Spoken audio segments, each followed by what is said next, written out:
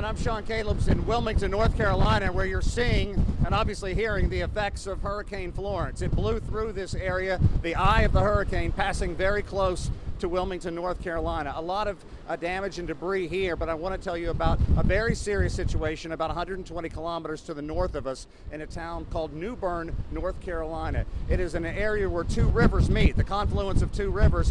There is very, very serious flooding there. There are as many as 200 people trapped in their homes. The storm surge was supposed to be close to 2 stories in height, and it lived up to its billing in that area. Emergency officials are telling people who are trapped in their homes to go to the highest point possible, and they will try to get to them as quickly as possible. The obvious concern, putting emergency officials out in conditions like this. It's going to be very difficult to navigate boats. It could be very harmful, very threatening to the people who have to perform the emergency operations. I want to just show you a little bit of what we're dealing with here.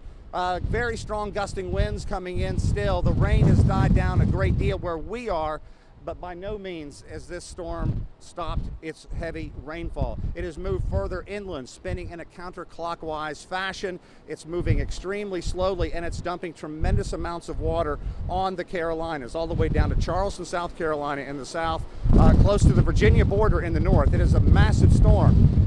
Hurricane Florence came ashore as a Category 1 hurricane, not the most powerful by a long shot, but this storm is causing a lot of damage. It's not the wind speed that is concerning people. There you see what has happened. Limbs are simply overburdened by the tremendous wind that's coming down. We know that about 400,000 people have lost electricity so far. We imagine that number is going to go up, perhaps even exponentially.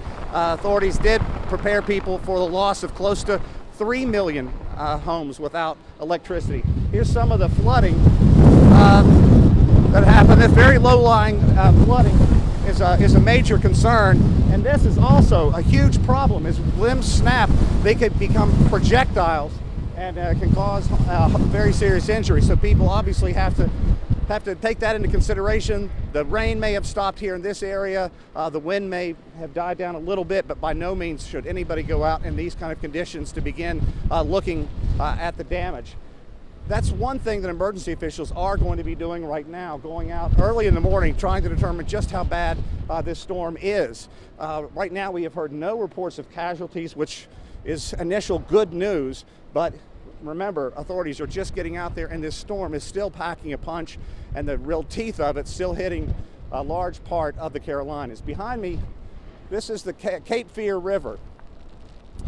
It's gone up significantly from the storm surge from last night. You can see white caps kicking up on the water right now as the wind whips down, tosses the water about.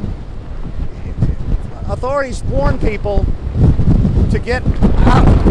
Whoa, that's a massive wind. Authorities warn people to get out, to stay safe ahead of this storm, and many people did, but those who didn't, the authorities are very clear. They can't get to them right now, and that is a major problem.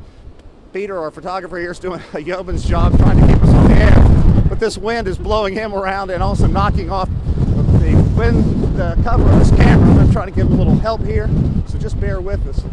Sorry about the conditions. This is what happens when a hurricane hits. You really can't tell what's going to happen. Now, once again, the eye of the hurricane did blow in over Wilmington, North Carolina around 7 o'clock this morning. I want to show you our hotel up there. I was on the very top floor when it hit, and I seriously thought the roof was going to be ripped off where I was, or the window go out. Obviously shut the curtains as best as possible, moved everything into the bathroom, so if indeed the glass did shatter and rain came pouring in, nothing would get damaged or destroyed, and certainly I wouldn't have got hurt either. But it was a very, very short night of sleep with that storm coming in with such a vengeance. Once again, there's so much activity going on in the Carolinas. Emergency officials monitoring it now to see where to go. They knew the storm surge would be about 4 meters, basically twice my size, and they expect it's going to bring as much as 40, 50, even 60 centimeters of rain. So the flooding isn't over by a long shot. But about 120 kilometers to the north of us, I want to repeat this because it's important. There's a very serious rescue operation going on in the town of New Bern, North Carolina. There are perhaps as many as 200 people trapped in their homes, second floor of their homes. And one can't help but to think back on Hurricane Katrina when that happened, the storm that killed close to 1,800 people along the Gulf Coast in the United States. That at that time, levees gave way, and the floodwaters moved up so fast, people didn't have time to get out. What we're hearing from the people in New Bern is the flooding just came in lightning fast, that it was a relatively moderate flooding, and then all of a sudden it seemed like the heavens just opened up, and the rain came down in such a punishing fashion that those two rivers were simply overburdened. It is going to be a very, very anxious, very, very long day for the people here in the Carolinas. If they didn't get out ahead of the storm and get water and get food, then they're going to be in for a long ride, because it's going to be very difficult to determine when people are going to be safely able to go out on the streets once again.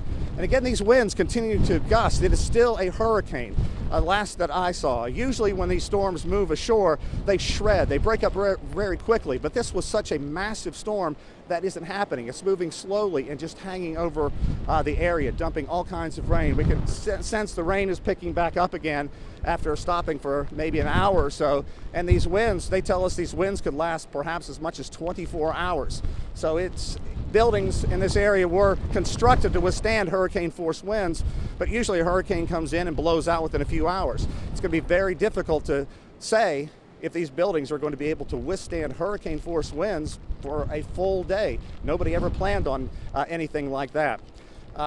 The rain is still coming down. Again, they expect it's going to be a tremendous amount of soaking in the Carolinas. That's going to cause flooding. The last thing authorities want is for people to think the worst is over and to get out on the road. They may go through an area and see water on the road and think they can make it through. Well, underneath, that road may be washed away, and that's how people can get trapped.